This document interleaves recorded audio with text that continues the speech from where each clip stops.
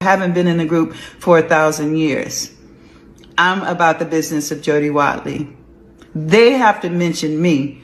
I'll never have to mention them. They keep bringing me up, and I want it to stop. And Lime. And people in the industry, Questlove chimed in, not even knowing what the hell he's talking about. E for One Media, let's talk Shalamar.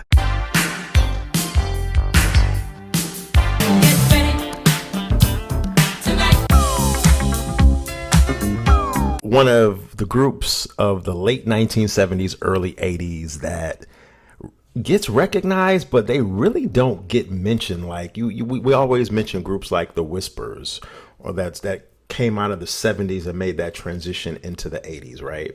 We talk about Cameo. We talk about The Time. Groups from that 79 era, 1979, coming into the early 80s. But Shalamar, man, they get their just due, right? Because they had big hits, some pretty big hits. But Shalamar name just doesn't get mentioned in those conversations for whatever reason.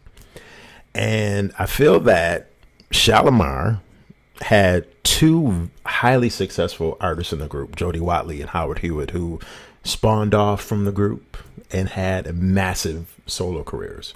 Jody Watley, being her career was more leaned towards top 40, the pop route. She had the bigger pop hits, while Howard Hewitt reigned supreme on the R&B urban charts. So they both had their equal amount of success, even though Jody Watley, career was more bigger because she sold more records. Howard Hewitt was right along there with her, chiming out albums, chiming out hits every single year in the late 80s. Jody Watley for years now, and Shalamar had a bunch of different records too before I go into this Jody Watley. They had Uptown Festival, Disco Gardens, Big Fun in 1979. First album came out in 77, Go For It in 81. Probably their biggest album, Friends, was in 1982. And The Look, which was my personal favorite album by Shalamar in 1983, which had my favorite Shalamar song on there, Dead Giveaway,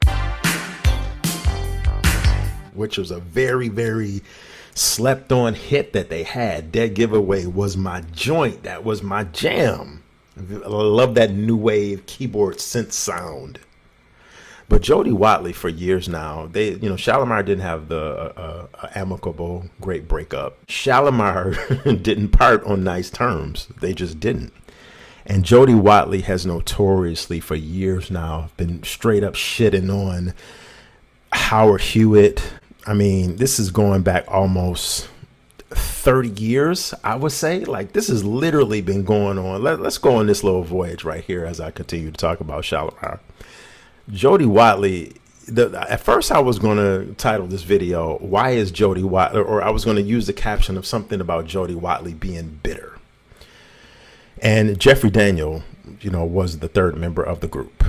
Very well known for infamously, controversially being the first person to do the moonwalk, taking that credit away from Michael Jackson. I'm not going to go into that because that's a whole different video. Jody Watley has been literally taking a dump on Howard Hewitt and Jeffrey Daniel for some 35 plus years now, ever since the breakup. First, I had to deal with Howard and his bringing me up with this non-existent grudge that he created in his own mind. And there's no reason. And Jeffrey, actually one of the phoniest people I've ever met in my life. It's like he's up there trying to keep a job. Give him the opportunity to do his old soul train routines and do the backslide, the moonwalk or whatever. I have a career. Artist. I'm an artist, singer, songwriter, producer, radio host. Like I said, you don't bring up Delisa Davis. Jeffrey, this may be something new. It's like there was a Shalamar after his ass left. Oh, he say he didn't leave. It's revisionist history. Is she right? Is she wrong? Is she bitter? Is she not? I'm not gonna, just totally diss Jody Watley in this video because I don't like taking shots at legends who have paved the way.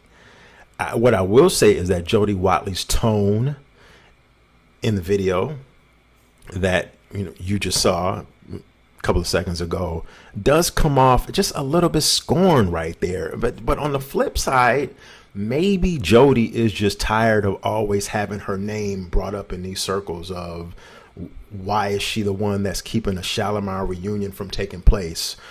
Maybe she's tired of Howard Hewitt, somehow subliminally taking shots at her, or Jeffrey Daniels somehow subliminally taking shots at her. Maybe we just have a woman that's just tired of it and just finally wants to set the record straight. Let me know in the comment section what you think, because I'm looking at it from both sides.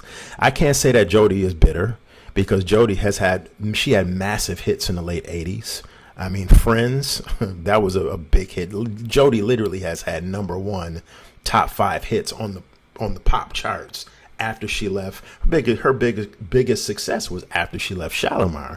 So we can't say that she's bitter because she didn't have that career, because she did.